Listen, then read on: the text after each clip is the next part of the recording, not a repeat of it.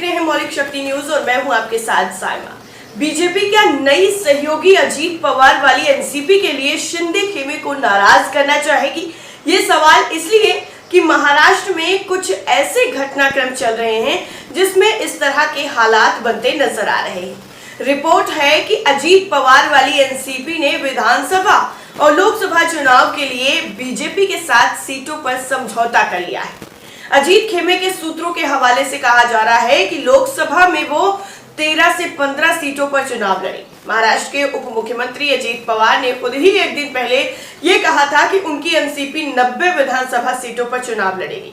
तो सवाल है कि अजीत खेमे वाली एनसीपी के शामिल होने से पहले ही नाराज चल रहे शिंदे खेमे के समर्थक इस फैसले को कैसे लेंगे? यानी जो दांव खेला गया वो अब उल्टा पड़ता हुआ नजर आ रहा है।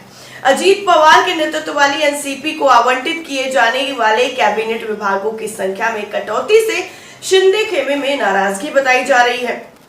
कहा जा रहा है कि बीजेपी के साथ एनसीपी के समझौते से मुख्यमंत्री एकनाथ शिंदे के नेतृत्व वाले शिवसेना खेमे में तनाव और बढ़ने की संभावना है। पहले भी एकनाथ शिंदे खेमा अजीत पवार खेमे को लेकर कड़ी नाराजगी जता चुका था और इसने सरकार से अलग होने तक की चेतावनी दे दी थी। तब अजीत पवार सरकार में शामिल नहीं हुए थे। अब ये घटनाक्रम उस वक्त का था जब इसी साल अप्रैल महीने में महाराष्ट्र की राजनीति में उथल पुथल मची थी। इसकी वजह विधानसभा में तत्कालीन विपक्ष के नेता अजीत पवार थे। उन दिनों खबरें आ रही थी कि अजीत पवार पार्टी तोड़कर बीजेपी से हाथ मिलाने जा रहे हैं। हालांकि तब अजीत पवार ने उन खबरों का खंडन कर दिया था। उन्होंने कहा था कि वो नहीं जा रहे हैं, लेकिन आखिरकार वो चले ही गए। तब अजीत पवार द्वारा उन खबरों का खंडन किए जाने के बावजूद बीजेपी के साथ महाराष्ट्र की सरकार में शामिल शिवसेना एकनाथ शिंदे गुट में अजीत पवार के पार्टी तोड़कर सरकार में संभावित रूप से शामिल किए जाने का विरोध किया गया था। शिंदे गुट का कहना था कि अजीत पार्टी तोड़कर आए और बीजेपी या फिर शिंदे गुट की शिवसेना में शामिल हो, उनकी विचारधारा को स्वीकार करें, तभी उनको सरकार में शामिल किया जाएगा। इस तरीके की जो शर्तें हैं वो शिंदे गुट की तरफ से रखी गई थी। वहीं इस पूरे मसले पर शिवसेना के विधायक और प्रवक्ता संजय शिरसाट ने मीडिया से कहा था कि अजीत पवार अलग एनसीपी छोड़कर बीजेपी या फिर शिवसेना में शामिल होते हैं तो उनका स्वागत किया जाएगा, लेकिन अगर वो केवल पार्टी तोड़कर और कुछ विधायकों को साथ लेकर आते हैं और सरकार में शामिल होते हैं तो फिर शिवसेना सरकार से बाहर हो जाएगी। शिरसाट ने तब कहा था कि इस बारे में हमारी नीति स्पष्ट है। एनसीपी एक ऐसी पार्टी है जो धोखा देती है। हम सत्ता में भी एनसीपी के साथ नहीं रहेंगे। उन्होंने ये भी कहा था कि अगर भाजपा राकांपा को अपने साथ ले जाती है तो महाराष्ट्र इसे पसंद नहीं करेगा। हमने उद्धव ठाकरे के नेतृत्व वाली पूर्व अविभाजित शिवसेना से बाहर निकलने का फैसला किया क्योंकि लोगों को हमारा कांग्रेस और राकांपा के साथ जाना पसंद नहीं था।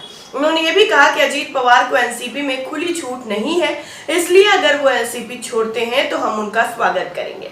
अगर वो एनसीपी के एक समूह के साथ आते हैं तो हम सरकार में नहीं होंगे। अब जाहिर है इतनी कड़ी नाराजगी तो इतनी आसानी से खत्म नहीं होगी। इसी बीच अब नाराजगी की नई वजह भी निकलकर सामने आ गई है।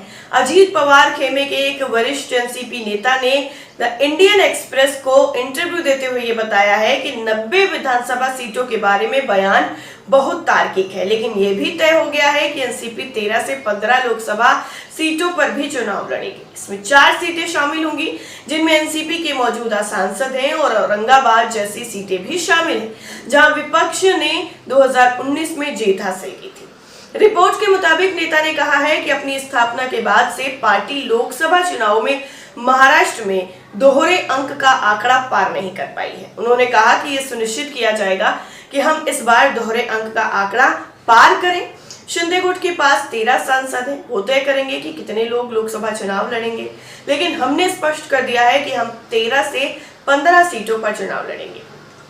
90 सीटों के पीछे का तर्क समझाते हुए नेता कहते हैं कि एनसीपी के पास फिलहाल 53 विधायक हैं।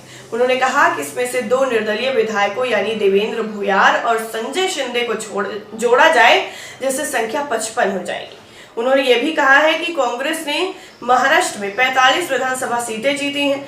ये सिर्फ कांग्रेस की वोट नहीं है, लेकिन एनसीपी ने भी उन्हें जीत दिलाने में मदद की है। स्वाभाविक रूप से अगर हम उनके खिलाफ चुनाव लड़ते हैं तो हमारे पास उन सीटों को जीतने का बेहतर मौका है, ये नेता की तरफ से कहा गया। वहीं एनसीपी की गणना के मुताबिक अगर बात की जाए तो उसके पास कुल 90 विधानसभा सीटें जीतने की बेहतर संभावना है, क्योंकि ये भाजपा और एनसीपी वोटों का जीतने वाला संयोजन होगा। लेकिन सवाल ये है कि क्या शिंदे खेमा अब इस गणना या फिर संयोजन को स्वीकार करेगा, वो भी तब जब पहले से ही उसकी नाराजगी जग जाहिर है। ऐसे में क्या एनडीए का जो गठबंधन है वो शिवसेना को मना पाएगा? क्या फिर एकनाथ शिंदे से उनका मुख्यमंत्री का पद छीन लिया जाएगा और दोबारा से जो महाराष्ट्र में है वो देवेंद्र फडणवीस मुख्यमंत्री बन जाएंगे? ऐसे कयास लगाए जा रहे हैं। हालांकि इस पूरी रिपोर्ट को लेकर आपकी राय क्या है, कमेंट करके जरूर बताइएगा। साथ ही साथ मौलिक शक्ति न्यूज को लाइक करना, शेयर करना और सब्सक्राइब करना बिल्कुल ना भूलिए।